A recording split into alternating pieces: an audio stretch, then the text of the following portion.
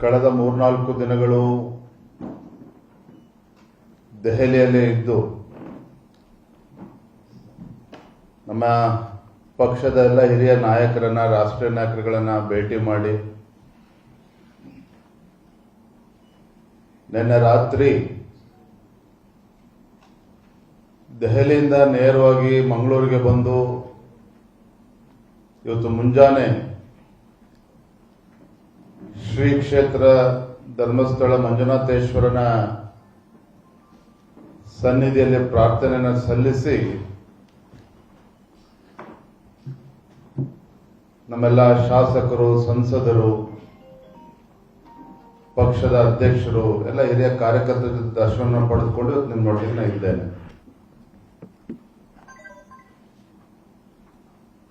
ನಾನು ಭಗವಂತನಲ್ಲಿ ಪ್ರಾರ್ಥನೆಯನ್ನು ಸಲ್ಲಿಸಿದ್ದೇನೆ. ಮಂಜುನಾಥೇಶ್ವರನ ಸನ್ನಿಧಿಯಲ್ಲಿ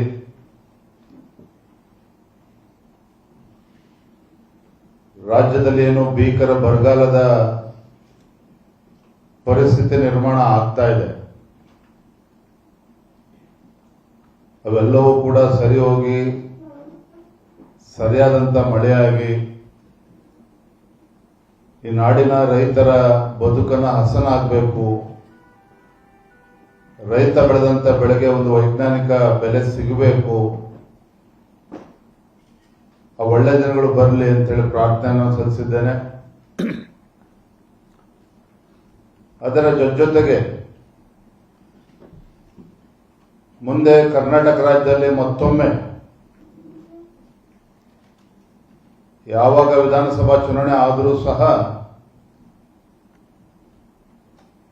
ಕರ್ನಾಟಕ ರಾಜ್ಯದಲ್ಲಿ ಮತ್ತೊಮ್ಮೆ